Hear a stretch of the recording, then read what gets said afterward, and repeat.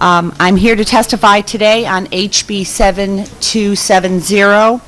Although I'm not exactly sure what the bill is going to look like after, I am here to testify about giving an opportunity to have some changes made to what is now being proposed on the ECS formula by the governor.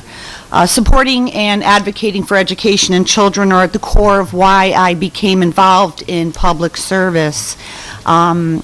And I've also been frustrated, like many legislators in this building, who have been warning against the long-term impact of the state's budgets and policies. The governor's proposed budget proposes massive cuts to the ECS and state aid for 138 towns, which would force communities to either sharply raise their property tax or make cuts to their local education budgets, or a combination of both. Our town's local officials are now being put in a precarious situation of dealing with the fallout. I grew up in Fairfield, raised my family there, served on the RTM for 2 terms and on the Board of Ed for 6 years, so I'm keenly aware how incredibly difficult it is for the state's financial mistakes being dumped on towns. We've always worked really hard in Fairfield to manage our budgets carefully so that we could provide a high-level educational opportunity for all children, quality service for residents, and affordable for our economically diverse community.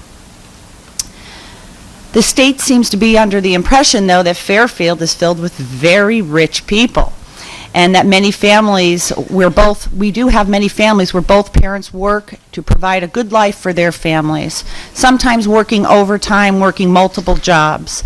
Fairfield includes residents below and at the poverty level, those in the middle, and many seniors on fixed incomes, and yes, some on the higher end. Fairfield also enthusiastically participates in the Open Choice program, which educates approximately 100 students from outside the district, with the majority of that cost being absorbed by Fairfield taxpayers. We also have a robust ELL program at McKinley School, where we have also implemented programs for the parents of those students to learn English themselves, and also an additional program that allows those parents to learn how to help their children with their homework. I understand difficult decisions must be made, but I believe they should be fully reviewed, vetted, and fair. It is impossible for folks in Fairfield not to feel like such a dramatic reduction in its municipal and education aid as a punitive measure in a response for responsible local governance. Simply put, no town should be zeroed out. I also want to note that the formula for special education funding shouldn't be based on solely a town's ability to pay, but rather a formula that gives weight to each town's actual spending on special education. While the ECS formula is complicated and has been broken for a very long time, this sudden change proposed by the governor is patently unfair and will force towns like Fairfield to make massive cuts to education, town services, and increase taxes.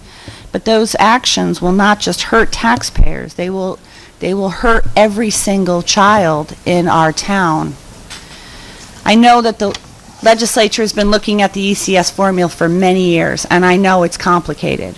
But I really applaud you for taking it on to try to look at it in a way that's more fair and based on actual numbers and education of students, and not based solely on a financial crisis in the state. Well, thank you for your time. I think that, as I mentioned in my testimony, that special education, the formula for special education should be based on actually what the town is spending on special education, not on a town's ability to pay. Because some towns have a much larger percentage of students with special needs than others. So it should be based on the actual boots on the ground, what is happening in that exact community, and what kind of assistance. Like all the other towns, you're working on your budget, trying to put something together, not knowing what's really happening there. What are some of the things that Fairfield's been talking about to absorb this potential cuts? Our Board of Education held a special meeting last week to discuss options of how this cut's going to impact us. And they were actually just discussing the ECS cut. They weren't even taking into consideration the additional pension shift proposal that's been offered in the governor's budget, which would completely wipe out the town. But they are talking about some pretty scary things, and I have to tell you, it's heartbreaking for somebody who's spent so much time in education, and to see parents coming up to the microphone literally in tears because they were so upset about the things they were hearing, the potential of consolidating the two high schools into one, the potential of double sessions, the potentials of shutting down an elementary school. Absolutely getting rid of all music programs was on the block. Pay-to-play sports, increased class sizes. It's not a pretty picture. None of it is.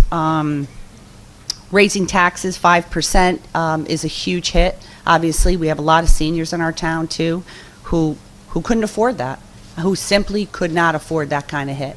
And we have a lot of low-income people in our town, too, and I don't see how they would be able to afford it. So it's not a pretty picture. I know Fairfield's not the only one. I know a lot of us are all going back home and listening to this and hearing from constituents. Our email boxes are jammed from very worried parents and just general residents.